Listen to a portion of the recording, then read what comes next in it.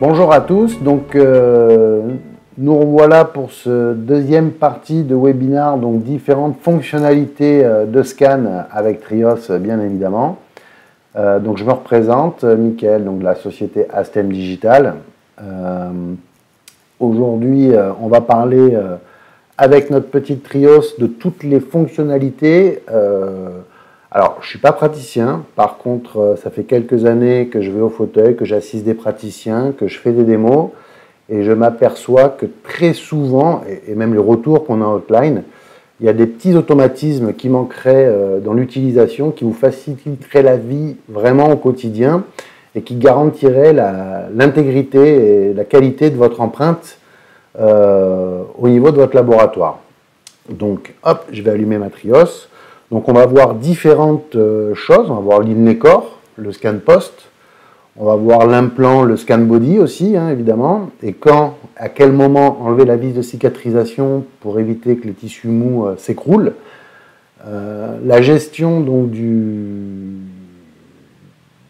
sous-gingival, c'est important parce que c'est souvent une question qu'on nous pose, hein, c'est une objection que vous avez, praticien, au quotidien. Donc le sous-gingival, qu'est-ce qu'on fait? Le sang, les produits évidemment qu'on utilise pour combattre un petit peu le sang, hein, comme l'Expasil et autres. Pourquoi utiliser un scan de préparation et quelle est l'importance, une fois de plus, pas que pour vous, mais surtout pour votre laboratoire derrière. L'ordre des scans. Voilà, donc il y a pas mal de petites choses. Un scan de mobile, on va demander, hein, comme je vous disais, la teinte, l'intérêt de la teinte et comment optimiser aussi le scannage d'une prise de teinte pour éviter les quelques petits pièges qu'elle peut avoir. Voilà. Donc on va commencer tout simplement dans un premier temps donc, avec un inlay-core. Donc évidemment, comme je vous disais dans la précédente vidéo, j'ai pas de vrai patient, hein, ça fera l'objet d'un prochain webinaire. Tous les cas qu'on va voir aujourd'hui, je vais les envoyer via le communicate, une fois de plus, je répète, à Lucas, qui les traitera dans un prochain webinaire pour vous montrer évidemment l'intégration et le flux complet, l'échange entre nous aujourd'hui, Dixit Cabinet, et le laboratoire.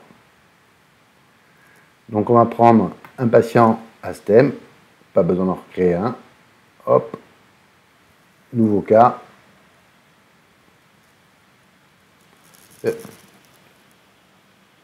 Notre laboratoire, Astem Digital.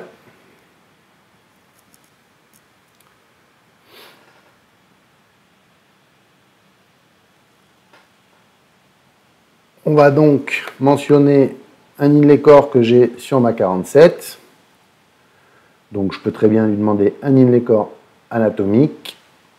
Moi j'ai ici un scan body, donc pivomatique, longueur 1,5. Qui sera sur ma 47. Et une fois que je suis prêt, hop, je pars en numérisation. Donc je vous invite, et surtout pour tous vos prothésistes, de faire dans la mesure du possible une arche complète. Plus un laboratoire a d'informations et mieux il pourra régler l'occlusion, même avec l'occlusion dynamique. Aujourd'hui, concrètement, la différence entre une hémi-arcade et une arche complète, c'est 30 secondes. Je pense qu'il ne faut pas se priver d'informations parce que les 30 secondes économisées lors de la prise d'empreinte, c'est ce que vous allez perdre au réglage et les risques de mauvaise conception et de mauvais réglage du prothésiste et qui vous obligerait à reprendre un rendez-vous patient. Donc là, on n'est plus dans l'ordre de 30 secondes, on est de l'ordre de la demi-heure. Donc comme d'habitude, hein, c'est parti, je pars toujours sur mon scan d'occlusion. Voilà, je vais refaire un page complet. Donc on n'oublie pas le petit mouvement sur le bloc incisif. Donc en bas, toujours occlusion linguale et on finit par le vestibulaire. Donc c'est vraiment une demande de 3 chefs, hein, de respecter ce chemin. D'ailleurs, dans toutes les caméras, quand vous les recevez, il y a une fiche explicative. Hein. Donc ça garantit, je pense, la distorsion de l'empreinte. Voilà, je vais aller chercher le petit point de contact pour avoir une zone propre. Et là, je vais m'apercevoir que je vais essayer d'aller chercher le fond de ma cavité. Avec ma Trios. Voilà, là on voit que bon, on n'acquiert pas plus d'images, donc je vais couper exprès. On va retourner l'empreinte pour vous montrer un petit peu déjà la profondeur en mode normal qui a été pris par la Trios. Et pourquoi je vous montre ça? Tout simplement, c'est pour vous montrer l'intérêt de ne pas passer énormément de temps, parce que tant bien même je pourrais utiliser mon scan post qui est ici, j'ai aussi la possibilité, avec l'option zoom qui est là, d'aller beaucoup plus profond dans ma cavité. Donc j'active l'option zoom, je rallume ma caméra, donc elle va passer en mode plâtre, couleur plâtre.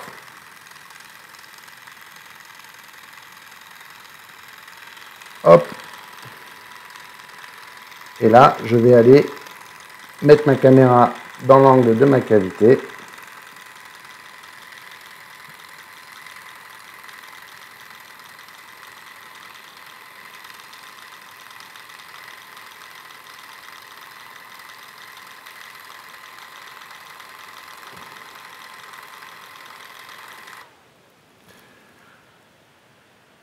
Et je vais m'apercevoir qu'en fait, j'aurais quasiment pu faire, même faire, un inlay core anatomique, puisqu'on voit la profondeur. Hein, donc je peux vous prendre une petite sonde. Alors, ce n'est pas une vraie sonde que vous avez l'habitude d'utiliser, mais si je vais mettre au fond, hop, que je retire sans bouger,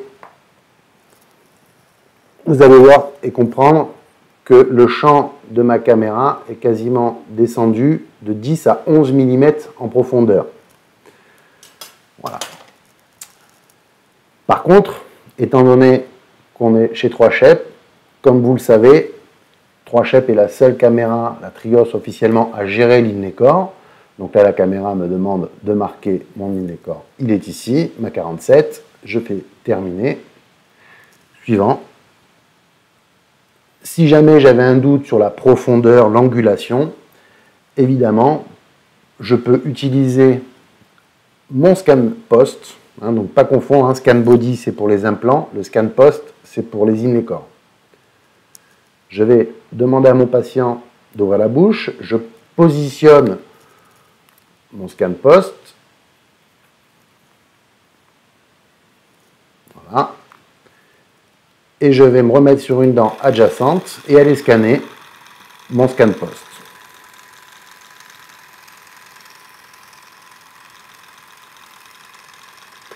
Alors moi, ma petite habitude, parce que vous voyez l'image quand on est en mode couleur peut vous surprendre, c'est, je vais arrêter, c'est de me mettre ici, hop, je vais prendre la souris, quand je scanne des pièces comme ça, en mode plâtre, et ça me donne un rendu plus clair. Enfin, pas plus clair, on va dire plus net. Voilà. Donc là, je vois que mon scan post n'est pas fini. Alors, ce qu'il faut savoir, c'est qu'on n'a pas forcément l'obligation de scanner l'intégralité du scan post. La seule obligation qu'on ait, pour le confort de notre prothésiste évidemment, et la réussite du cas et de l'inlay core, votre prothésiste, il lui faut toute la surface du rond, ici, intégralement. Il lui faut au moins le 3/4 du cylindre. Et que vous ayez la petite tige ou pas, ça n'a pas franchement d'importance, même si c'est mieux évidemment, plus on a de surface, mieux c'est, puisque lui en 3 points, donc il va sûrement mettre un point ici à l'arête, un point au centre pour délimiter, on va dire, la hauteur, et un point sur la grosse base du cylindre pour pouvoir repositionner l'équivalent de cette pièce numérique qu'il a dans son laboratoire et dans son scanner 3Shep. Donc voilà. Une autre option qui prend pas de temps, c'est la photo. Donc à tout moment, vous pouvez, on va revenir sur le scan d'avant,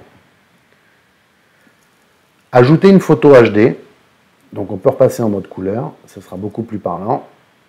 On clique sur photo HD Donc vous avez toujours ce petit message en fait chez 3Chef qui vous dit ce que vous avez. Alors on peut l'enlever définitivement en cochant ici, comme ça il ne reviendra plus. Mais une fois de plus, c'est un outil pratique. Quand on ne sait pas ce qu'on a à faire, on appuie sur le petit i.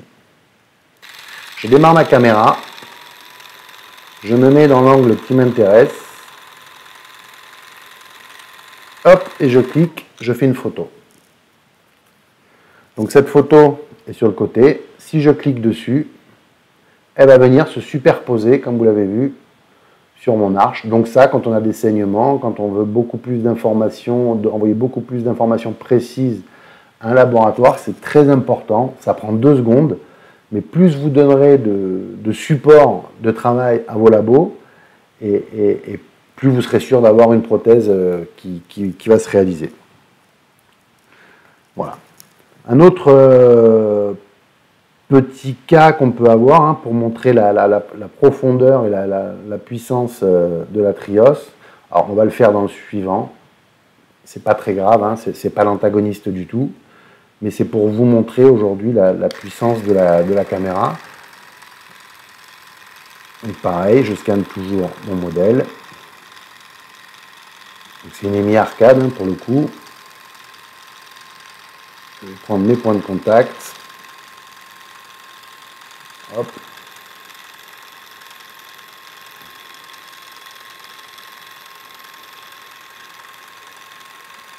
Voilà, donc on voit qu'elle commence à le buter en profondeur. J'applique mon option zoom et je retourne numériser.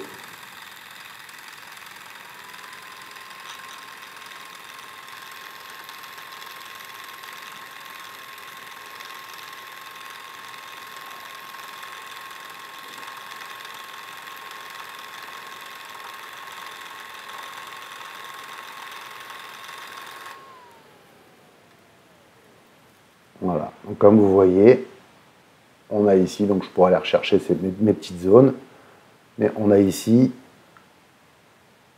un décor à clavette que peut réaliser mon laboratoire de façon anatomique si j'avais pas de scan post ou si je n'étais pas très profond. Voilà. L'autre petite chose que je voulais vous montrer, l'autre petite astuce aujourd'hui, c'est si vous êtes sur du sous-gingival. Alors, le sous-gingival, évidemment, un scanner intraoral ne numérise que ce que votre œil voit. Donc, bien souvent, même si les nouveaux matériaux aujourd'hui permettent d'être juxta, des fois supra, mais qu'esthétiquement, vous préférez être un petit peu sous-gingival, qui était... il y a bien longtemps, hormis avoir une dyschromie de la racine ou une carie relativement profonde à Mine-les-Corps, c'était souvent aussi pour cacher le bandeau métallique des céramos métal. Aujourd'hui, ce que je vous conseille, toujours pareil, par rapport à mon expérience et aux résultats que j'ai pu constater sur les travaux qu'on a fait avec des praticiens, on va refaire un cas, c'est de mettre un fil. Alors là, comme j'ai scanné mon empreinte antagoniste et que je n'ai pas fait la clé d'occlusion, ça vous donne cette image qui n'est pas très jolie. C'est pour ça qu'on va refaire un cas. Donc, mon conseil, c'est de faire votre taille et après d'aller mettre un fil rétracteur, un fil gingival que vous avez l'habitude d'utiliser. Certains mettent du téflon, certains utilisent justement de l'expasil. Alors l'intérêt de l'expasil, comme je vous disais tout à l'heure, ça a un effet un petit peu hémostatique, donc quand il y a des petits saignements, c'est relativement pratique. C'est d'aller poser votre fil, donc écarter la muqueuse, et de le laisser pendant que vous numérisez. Souvent, les praticiens ont tendance, comme à l'époque où ils utilisaient l'empreinte silicone ou alginate, c'est de mettre le fil, décoller un petit peu la partie apicale, et après d'aller enlever le fil juste avant de prendre l'empreinte et de mettre son light. Là, concrètement, le prothésiste, lui, ce qui l'intéresse, c'est de voir votre limite, votre congé que vous avez créé. Donc, laissez le fil, et en plus, il le verra avec la couleur, justement. Donc, on va faire juste un scan seulement, pour gagner du temps. Donc, le mieux, hop, c'est parti. c'est de numériser avec le fil. Donc, toujours pareil.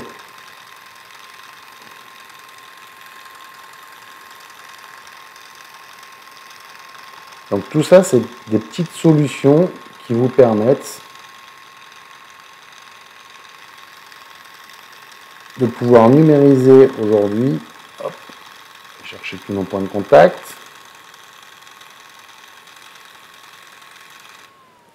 Voilà. Donc on va zoomer l'empreinte.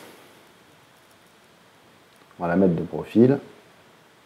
Et donc on va bien constater qu'on voit nos limites, qu'on voit notre congé, mais que nos limites, regardez, pour la plupart, sont sous-gingivales.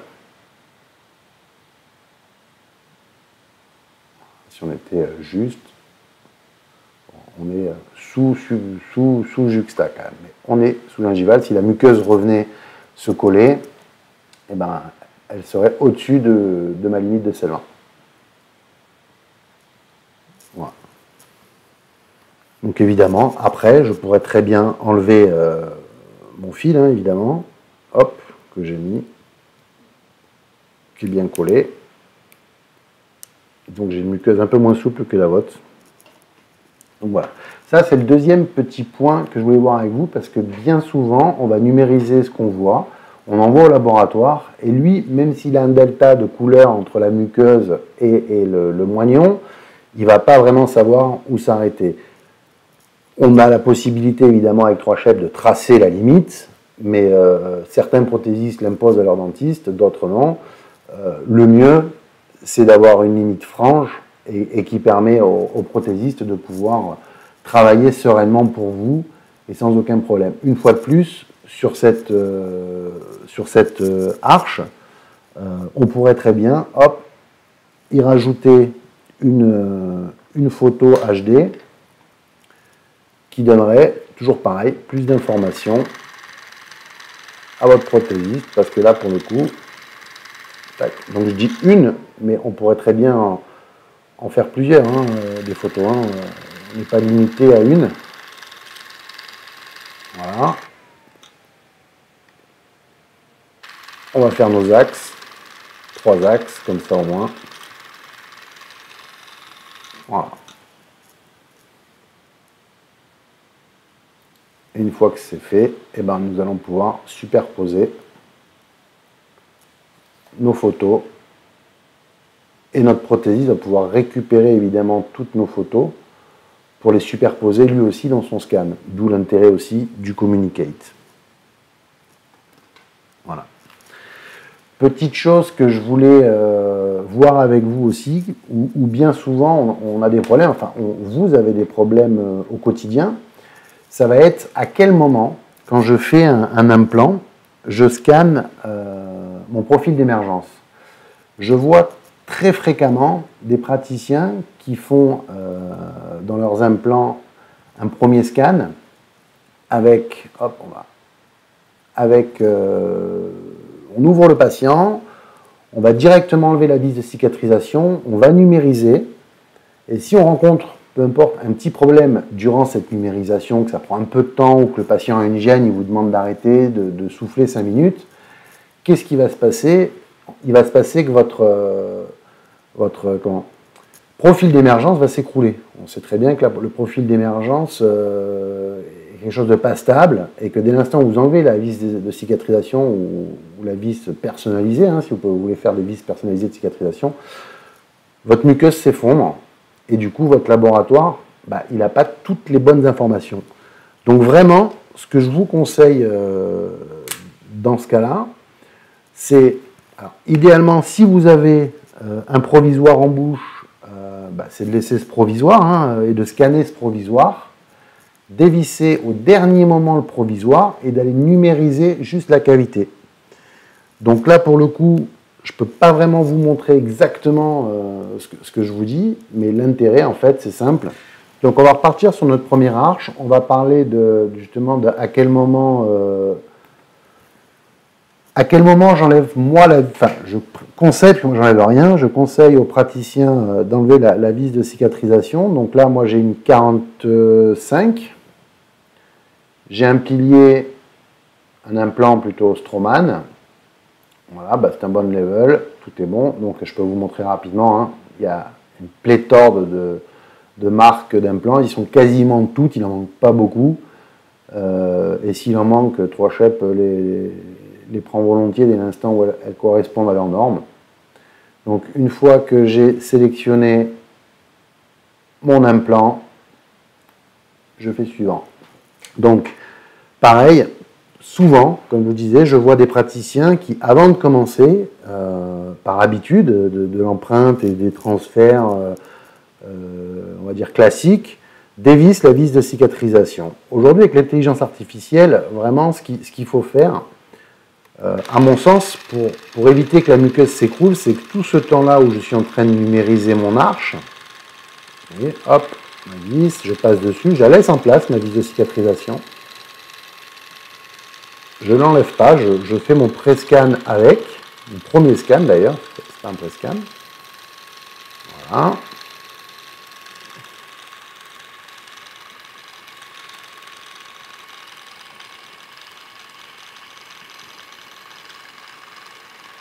Hop, regardez l'écran, je regarde ce que je fais. Je vais aller chercher mes zones de contact, évidemment, tant qu'à faire. Hein, je n'ai pas encore de choses qui vont m'embêter pour pouvoir les prendre. Avant de passer à l'étape suivante, donc du coup, comme je vous ai montré tout à l'heure, pour mettre mon scan body, donc c'est l'étape qui vient juste après, je dévisse ma vis de cicatrisation sans rien toucher. Hein, je ne change pas d'étape dans mes scans. Et là, une fois de plus, ma petite loupe, et je vais aller numériser. Donc je mets sur une dent adjacente, comme d'habitude, et je vais aller numériser. Et regardez, hop, ma vis de cicatrisation va disparaître, puisque l'intelligence artificielle prend le nouveau traitement de surface, hein, la nouvelle acquisition que je suis en train de prendre avec ma Trios. Alors là, évidemment, sur ce modèle-là, je n'ai pas un gros profil d'émergence, comme vous pouvez le constater. Et voilà. Du coup, dans le même scan, en fait, j'ai enlevé et scanné, j'ai enlevé ma vis de cicatrisation et scanné 2 secondes après. Donc, ça a évité que la muqueuse s'écroule et du coup, j'ai un intérêt réel à le faire à ce moment-là. Et je suis sûr qu'on prothésiste aura vraiment le profil d'émergence que j'ai créé pendant le temps de l'ostéo-intégration. Donc là, la caméra me demande de marquer la dent. Terminé. Hop. Donc je vais passer à l'étape suivante, qui est justement d'aller visser mon scan body. Donc là, c'est un scan body original Straumann. Alors, bien souvent, les scan body, je ne sais pas si vous le voyez, mais ils ont un petit méplat, ici. Pensez juste une chose, une fois de plus, pour votre laboratoire, à mettre dans la mesure du possible ce méplat en face vestibulaire. Parce que quand votre prothésiste récupère donc votre empreinte, et ben, là, le scan body dépasse pas mal de la muqueuse, mais quand vous posez votre implant, comme vous avez vu, il n'y a pas de profil d'émergence, parce que l'implant est posé à ras, il aurait été profond, et ben, plus il a d'informations, et si ce méplat était sur un point de contact avec une dent adjacente, il n'aurait pas pu vraiment repositionner. Donc, je repars sur une phase adjacente, donc la caméra repart toujours sur mon scan de départ, et je vais aller numériser mon scan body. Donc l'intérêt, hein, toujours pareil, de bien scanner les points de contact dans ma première numérisation, eh ben, on le voit maintenant, hein, le scan body aurait pu m'empêcher de prendre le point de contact des dents adjacentes. Si je le fais très bien dès le départ, je suis tranquille. Voilà, donc mon scan body, petit contrôle, comme d'habitude, moi en mode plâtre. Voilà, il est parfait. Donc là, on voit mieux hein, le méplat que vous voyez ici. On est tranquille. Je peux maintenant aller finir, si j'avais envie, d'avoir une intégration des scans meilleure. Hein. On voit quelques trous, mais je pourrais très bien les boucher. De toute façon, mon prothésiste là, va travailler sur cette zone-là concrètement. Donc voilà. Je peux démonter mon scan body pour pas que le patient le morde pour le reste des scans et me l'habille, hein, parce que ces scans body, ils sont stérilisables pour certains. Donc là, je passe, hop, à suivant, ici, mon maxillaire. Donc comme je vous disais, hein, le maxillaire, à l'inverse de ma mandibule. Ma mandibule, je scanne d'abord en priorité l'occlusion, donc pareil sur le maxillaire, sauf que je commence à la mandibule à numériser en deuxième temps après mon occlusion la face linguale, et après je finis avec le vestibulaire. Au maxillaire, c'est l'inverse, c'est occlusion, vestibulaire et palatin. Important, comme je vous disais, pareil, hein, c'est une recommandation, un protocole 3 chèques, on le respecte, comme ça on garantit l'intégrité de son fichier. Donc là on n'a pas besoin d'avoir un scan plus précis que celui-ci, parce que c'est un scan antagoniste. Si jamais vous voulez le conserver pour plus tard, on pourra toujours reprendre, hop, on rescanne, on rallume la caméra. Donc moi, ma technique, hein, ça a toujours été de redémarrer, de faire un scan toujours très rapide et après d'aller chercher toutes les zones qui me manquent pour ne pas perdre le fil de mon premier scan. Voilà, hop, je peux aller prendre autour de la couronne. Alors je sais par les temps qui courent, hein, évidemment, une bouche comme celle-ci avec un implant, des couronnes, des bridges, un inlay corps, ça serait votre rêve, un onlay aussi. Donc je vous le souhaite d'ailleurs à cette reprise. Donc dernière étape, hop, donc une fois de plus, hein, j'ai pas besoin de toucher la souris, comme vous voyez, la caméra fait bouger. Suivant, je lâche et je vais faire mon occlusion pour finir mon projet complètement.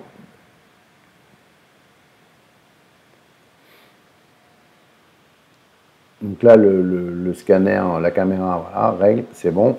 Hop, elle a traité les données. Donc on est parti pour l'occlusion. Donc c'est pareil, l'occlusion, truc et astuce, ne l'inversez pas. Trop souvent,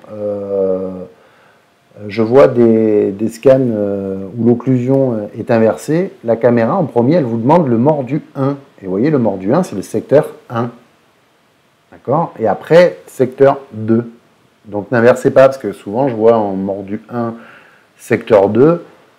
Voilà, on suit le protocole, c'est pas très compliqué. Évidemment, s'il y a une EMI arcade, on ne respecte pas ça, parce que de toute façon, c'est qu'une EMI arcade. Mais pensez bien, secteur 1, mordu 1. Voilà. Pour mon occlusion dynamique, c'est pareil. Hop. J'avance un petit peu, voilà. Si je veux faire une occlusion dynamique, je continue à prendre un maximum d'informations. Hein, je ne m'arrête pas dès que la caméra s'est arrêtée, parce que l'occlusion dynamique, quand vous rallumez la caméra en bouche, elle a comme repère la clé d'occlusion que vous avez pris maintenant. Donc, des fois, la caméra va rematcher votre occlusion en 2 secondes. Prenez toujours 4 dents, ça ne prend pas plus de temps, là on est sur 24 secondes, donc n'hésitez pas à prendre plus, un peu plus, c'est pas parce que la caméra a trouvé la position et que vous avez le petit bruit qui vous indique qu'elle a rematché l'arche qu'il faut s'arrêter. Donc là, mordu 2, on peut le faire automatiquement, sinon on va le sélectionner. Hop, donc secteur 2, c'est parti.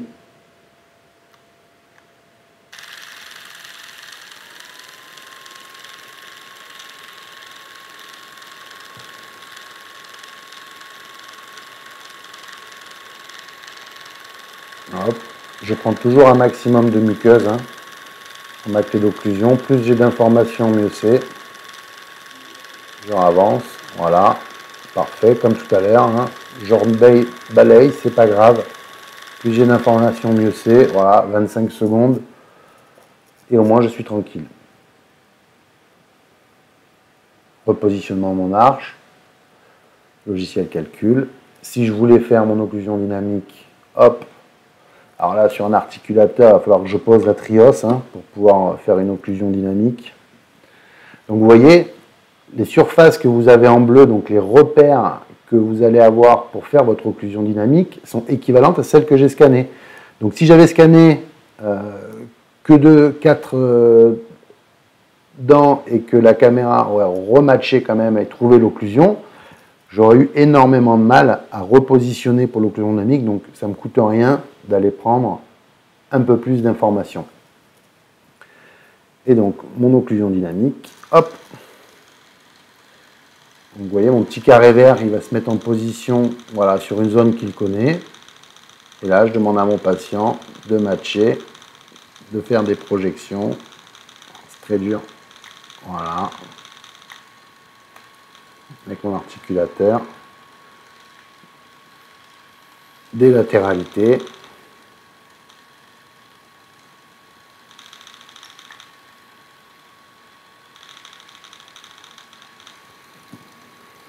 Alors vous avez compris, hein, je bouge en même temps que je scanne, donc c'est pas évident.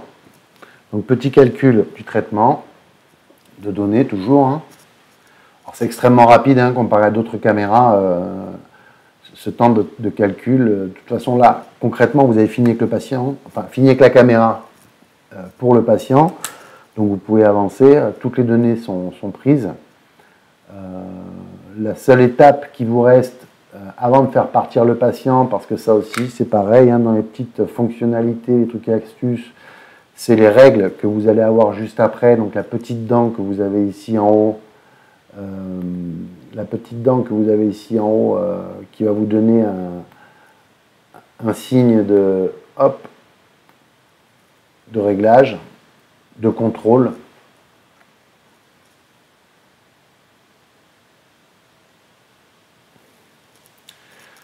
Donc comme je vous disais, premier contrôle, l'axe d'insertion.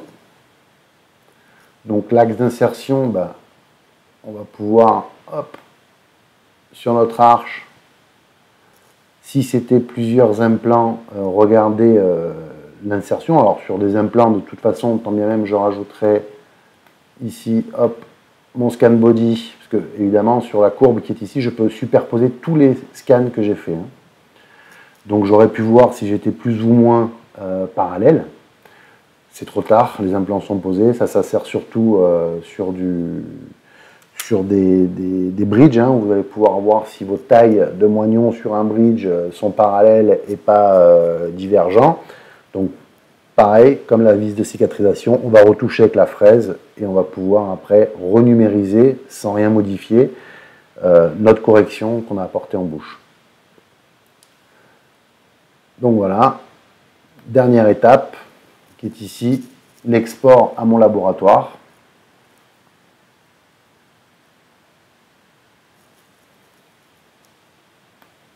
Voilà, et je vais pouvoir directement envoyer ici au laboratoire. Donc là, c'est le laboratoire ASTEM. Vous avez ici envoyé au patient, parce qu'il existe une application aussi 3Shape, alors surtout pour les orthos, My 3Shape, où le patient, si vous renseignez dans sa fiche son adresse mail, il peut recevoir ses empreintes. Et vous avez ici, sinon, un petit aperçu, souvent géré par les assistantes, ou quand vous faites de l'implantologie pour avoir toute la traçabilité de ce que vous avez fait dans la bouche du patient, que vous pouvez imprimer. Donc c'est un petit PDF qui va vous rappeler tout ce que vous avez sélectionné. Voilà pour l'implantologie. Donc un petit retour rapide. Je scanne en laissant ma vis de cicatrisation. Je scanne ma vis de cicatrisation, je la dévisse et je remets un coup de scan, toujours dans la même étape de scan, le premier, avant de passer à l'étape suivante, au dernier moment, comme ça j'évite que ma muqueuse s'écroule. Ce que je ne vous ai pas montré aussi, c'est que sur un cas, évidemment, si l'empreinte était, l'implant était sur le maxillaire, je pourrais très bien commencer mon scan par le maxillaire. On n'est pas obligé toujours de suivre la suite, à part pour l'occlusion. Voilà, maxillaire ou mon scan inférieur, il n'y a pas de souci. La mandibule, il n'y a aucun problème. Je peux commencer par le scan que je veux. Autre petite astuce aussi, donc là on va scanner un modèle le simple, hein. Bien souvent au laboratoire, parce on s'occupe aussi beaucoup des laboratoires, on se retrouve avec des scans quand les laboratoires nous appellent, parce qu'ils nous appellent aussi côté laboratoire pour nous dire bah, tiens j'ai un problème avec l'empreinte Trios. Je trouve dommage, on trouve dommage, hein, toute notre staff technique, qu'on se retrouve avec souvent directement des scans avec des moignons. Vous avez taillé la dent, vous faites votre empreinte de votre moignon, votre antagoniste, votre clé d'occlusion, vous envoyez. Ben, je trouve ça extrêmement dommage, parce que tant bien même la dent serait érodée, que vous allez travailler, il y aurait une carie, ou il y aurait, peu importe le problème que vous allez pouvoir rencontrer, pourquoi pas la numériser? Pourquoi pas donner l'information générale, le volume général au laboratoire de la dent originelle, de la forme originelle du patient. Donc, vous avez cette option qui n'est pas très souvent utilisée, que je trouve dommage, la pré-préparation. Et donc là, pareil, la pré-préparation, ben, comme vous allez voir, on va mettre donc une centrale à 11. On va lui demander sur ma 11 une couronne traditionnelle. Voilà, zircone, parfait. Hop. Suivant.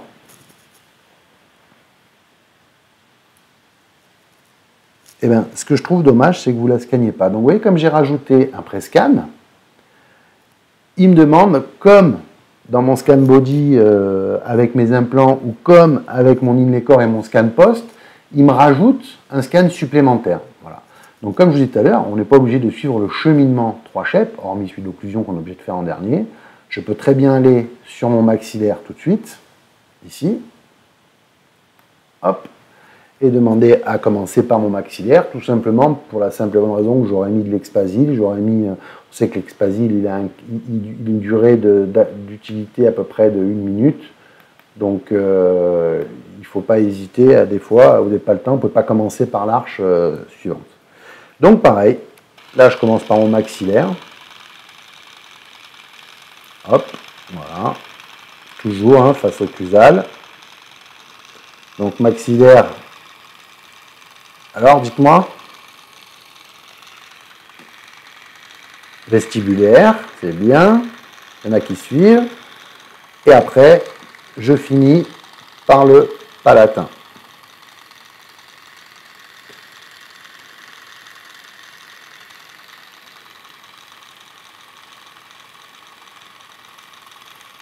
Un petit coup pour être parfait. Donc toujours pareil, hein, la grande force de 3 Shep, pour ceux qui ne le savent pas, en plus d'être rapide, c'est que peu importe la position, en instant T, elle va se rematcher. On va chercher un peu de palais.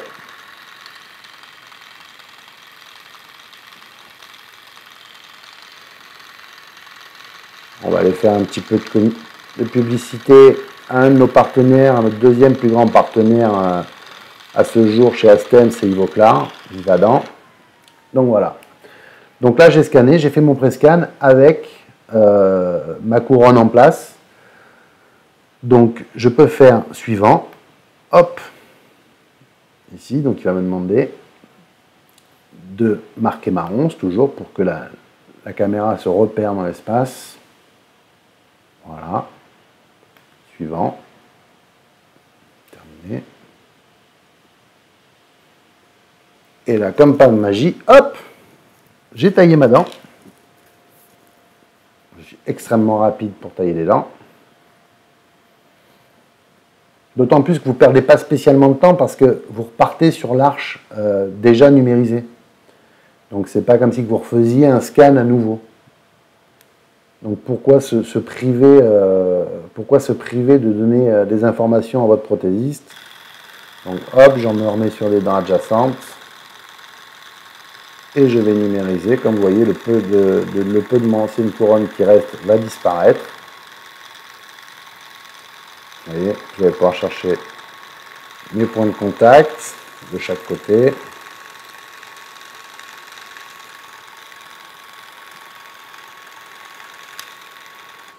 Hop, voilà, ça c'est fait. Donc c'est l'intelligence artificielle qui a effacé mon ancienne couronne, enfin, ma couronne de base, c'est pas mon ancienne couronne, pour conserver ma dent. Donc je vais rementionner ma dent, ma 11, voilà, c'est à mon laboratoire et 3 chèvres, c'est repositionné. Maintenant, comme vous le voyez,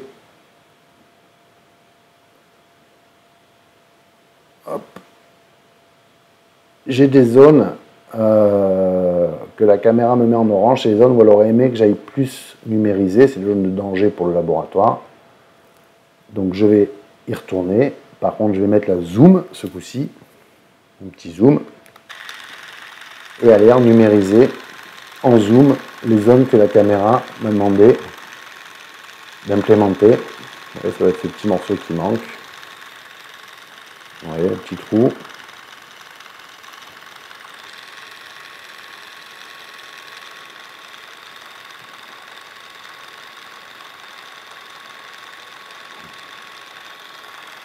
Voilà. Donc c'est ce problème-là, et c'est parce que c'est des dents qui s'enlèvent, hein, c'est un modèle complet.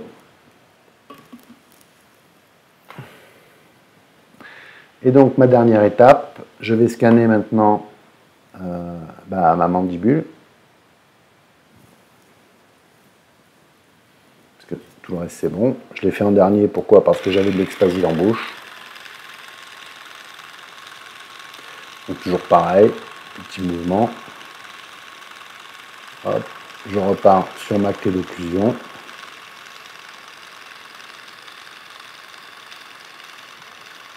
Là, on est sur la mandibule. Une fois de plus, je me répète et je répéterai toujours le lingual et le vestibulaire.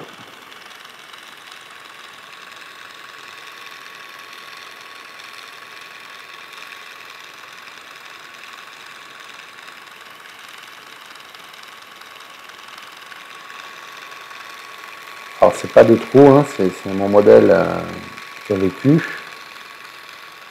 Voilà.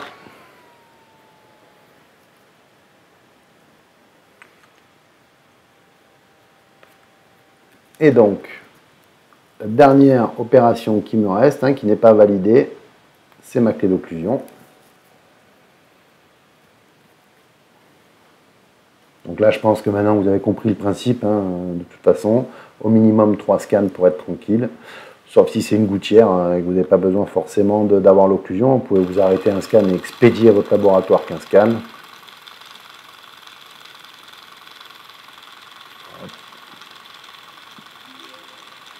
Voilà, parfait. Moi j'aime toujours en prendre un peu plus. Je suis monsieur plus. Peu le plus, peu le moins.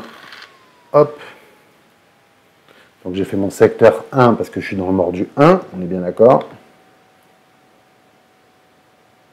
Alors ça vous paraît rébarbatif, mais c'est que vraiment on a des problèmes aujourd'hui au quotidien de praticiens qui ne respectent pas le protocole. Donc on insiste sur le fait que il faut vraiment suivre le protocole de la caméra. Monsieur plus, hop, et voilà.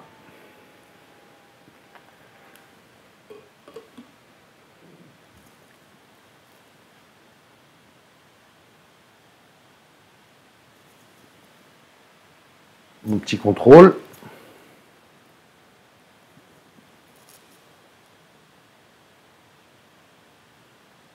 Donc là, je n'ai pas fait l'occlusion dynamique, hein, je ne suis pas obligé de la faire systématiquement.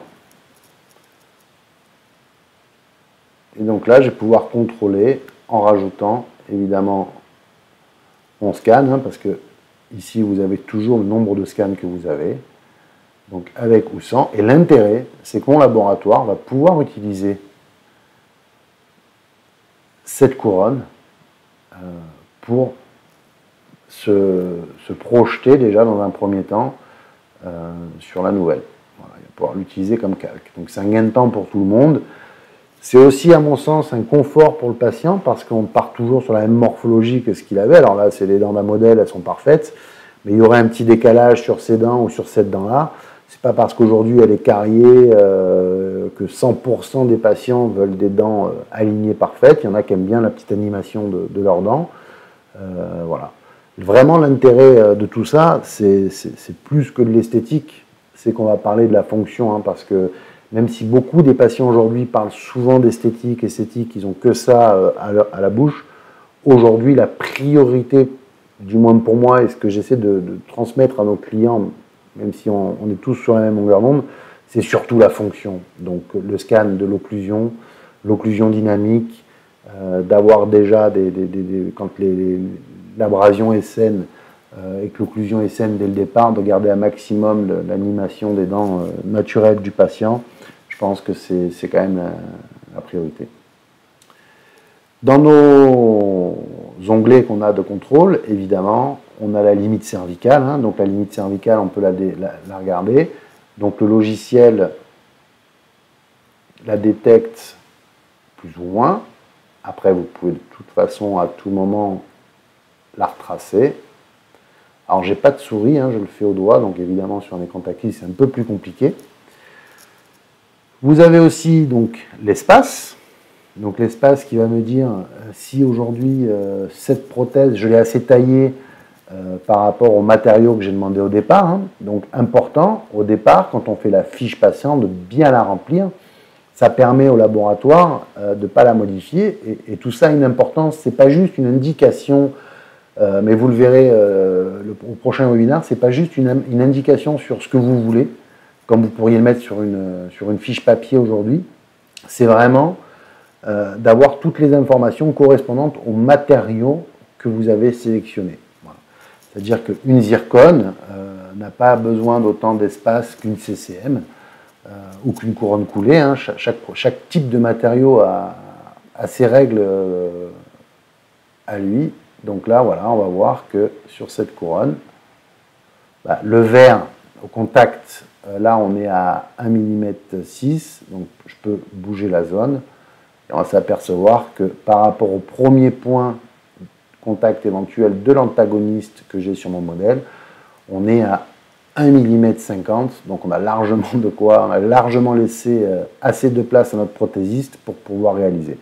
Si ce n'était pas le cas, j'aurais très bien pu reprendre ma fraise, retailler dans la bouche de mon patient, et comme je vous ai montré tout à l'heure, rescanner simplement la zone que j'ai modifiée avec ma fraise, sans repartir à zéro. Hein, ça, c'est l'intelligence artificielle qui permet de supprimer les surfaces supérieures pour récupérer les surfaces inférieures.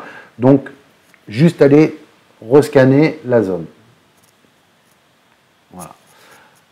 La notation, dernière petite option, donc, une des options qui est ici, l'intérêt de ça, souvent vous avez un exemple qui nous arrive le plus souvent, un patient que vous récupérez, qui a vécu une vie déjà avec plusieurs praticiens, il n'a plus une couronne de la même teinte, vous allez pouvoir très bien mettre une annotation en disant la teinte, tu me la prends sur cette couronne-là.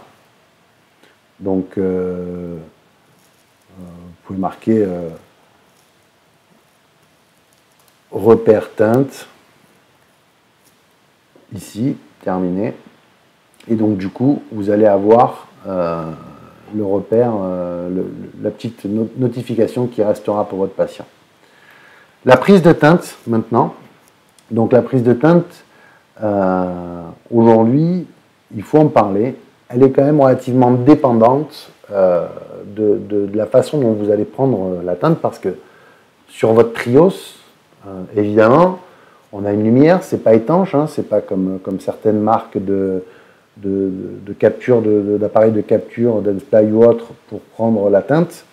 Donc, en fonction de comment vous la mettez sur les dents, de l'éclairage qui arrive en latéralité, la translucidité de l'émail, vous pouvez avoir des petites surprises. Donc, pensez déjà toujours, même si avec une Trios, aujourd'hui, on n'a quasiment pas d'effet miroir, vous pouvez numériser du métal sans aucun problème en bouche, et c'est une des seules caméras qui le permet, hein.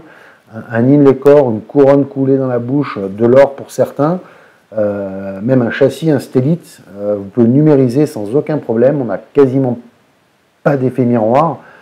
C'est vraiment important, quand vous prenez la prise de teinte, de ne pas avoir de signalétique, de ne pas avoir le moins de lumière éclatante dans la bouche, pour ne pas fausser la teinte.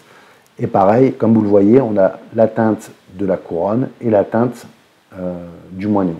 Donc si je prends la teinte de la couronne, évidemment là sur mon modèle, c'est un modèle en plâtre, donc on va pouvoir la prendre ici. Hop. Donc là, c'est une couronne A1. C'est la seule couronne en céramique qu'on a. Donc je peux en prendre plusieurs. Hein. Donc j'ai, vous voyez, il y a un dégradé, hein, donc c'est pour ça qu'on a A1, A2. Vous avez le teintier Vita classique, le teintier 3D Master. Hein, donc vous pouvez la promener, vous pouvez en mettre plusieurs. Rajouter une seconde. Voilà. L'intérêt pour votre laboratoire aujourd'hui, qui est 3 Shep, c'est que cette teinte-là, lui, il va pouvoir la récupérer lui-même dans son logiciel. Il va pouvoir faire exactement la même chose. Et après, vous avez la possibilité d'ajouter la teinte d'un moignon.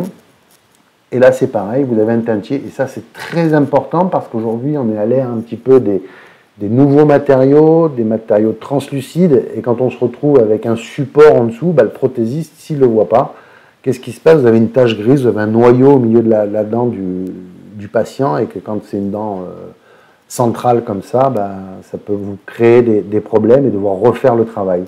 Donc n'hésitez pas à aller toujours au bout des options, ça ne prend pas énormément de temps, par contre c'est un confort, et une fois de plus, c'est un pas en avant vers le succès et vers la réussite de votre caméra. Donc je pense qu'on a vu un petit peu toutes les petits trucs et astuces de la Trios. Donc on va les récapituler un petit peu ensemble. Donc les implants, on pense à numériser dans le même scan que son arche. On enlève la vis de cicatrisation au dernier moment. On n'enlève pas avant de commencer, comme ça on est sûr que la muqueuse ne s'écroule pas. Au niveau du sous-gingival, n'hésitez pas à mettre un fil, scanner avec votre fil pour écarter la muqueuse. Hein. Ce qui intéresse votre laboratoire, c'est votre congé, votre limite. Si vous avez en plus de l'expasil, c'est parfait.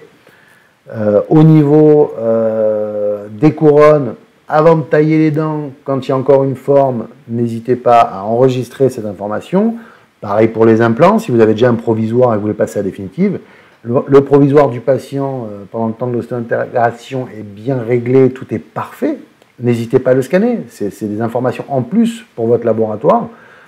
Pourquoi aller recréer un profil, recréer une morphologie si celle qui est dans la bouche du patient correspond? Et dernière petite chose, la teinte, on fait attention. Quand on scanne, de toute façon, on évite le cialétique, hein, évidemment. On n'hésite pas à aller au fond des petits logiciels de contrôle qu'on a ici, des petits modules de contrôle pour se donner vraiment 100% de réussite. Voilà. Après, la prochaine étape, donc, ce sera ces modèles et ces couronnes que je vais envoyer chez Lucas, qui va vous faire un petit... on va vous faire une petite information sur le communicate et comment ça se passe côté laboratoire. Et comme je vous le disais, la prochaine fois qu'on va se voir ensemble, ce sera déjà avec Hervé Buatois, où on va parler de ça, et Nicolas Guillon, hein, HB Campus, de leur façon à eux de travailler au quotidien. Hein. Ils sont quasiment à 99% en full numérique. Je vous invite d'ailleurs à partager, à vous inscrire à ces stages parce que vraiment c'est 2 jours intenses avec des lives, de la chirurgie en direct. Il n'y a pas de Photoshop, c'est pas possible puisque de toute façon vous voyez le patient avant, pendant et après, et vous voyez toutes les pièces et l'accastillage avant que le patient arrive. Donc comme ça il n'y a pas de possibilité et il vous prouvera que ça fonctionne au quotidien. Et puis j'espère vous voir à très vite. Voilà, cette année pour nous est un moyen de nous renforcer. On s'est renforcé au niveau technique. On a compris qu'aujourd'hui l'intérêt du numérique, c'était pas que de vendre une Trios, on le sait par notre parcours passé. Aujourd'hui c'est le service, et que 2020 pour Astem c'est vraiment le cap sur le service, les webinars. On va très vite communiquer sur notre club Astem Premium, évoluer, arriver chez vous avec les bases, évoluer avec vous, des stages en immersion chez des praticiens partenaires utilisateurs, des cliniciens, parce qu'aujourd'hui, nous, on reste des commerciaux et des prothésistes, on n'est pas des praticiens au quotidien. Donc vraiment, ce qu'on a compris, ce qui va nous démarquer par rapport à la différence, c'est ce que vous attendez, c'est le service, le service, le service et la formation, la formation, la formation. Voilà, donc je vous remercie, passez une bonne fin d'après-midi, en espérant qu'on se revoit très vite dans nos cabinets. Sachez qu'aujourd'hui, si vous avez besoin d'informations, vous pouvez nous contacter sur contact@astemdigital.fr. Tous nos commerciaux sont disposés à faire des téléformations, voir avec vous ou prendre rendez-vous pour la rentrée, hein, évidemment. N'oubliez pas une chose essentielle, c'est que une caméra optique, du matériel numérique s'essaye dans votre environnement. Ça ne s'essaye pas sur un salon, ça ne s'essaye pas comme on le fait là, c'est vraiment dans votre environnement. Donc n'hésitez pas à nous contacter aujourd'hui. On parlera ensemble de votre projet si vous partez à zéro, votre évolution si vous avez déjà une Trios vers peut-être une machine pour traiter quelques cas, votre projet d'impression, votre projet d'implant studio, de chirurgie guidée. On a vraiment des experts, votre projet d'orthodontie, on est très bien encadré en termes d'ortho. Donc voilà, n'hésitez pas à nous appeler. Pour toute question technique, c'est la STEM Academy. Voilà. Merci à vous, à bientôt et protégez-vous bien. Merci.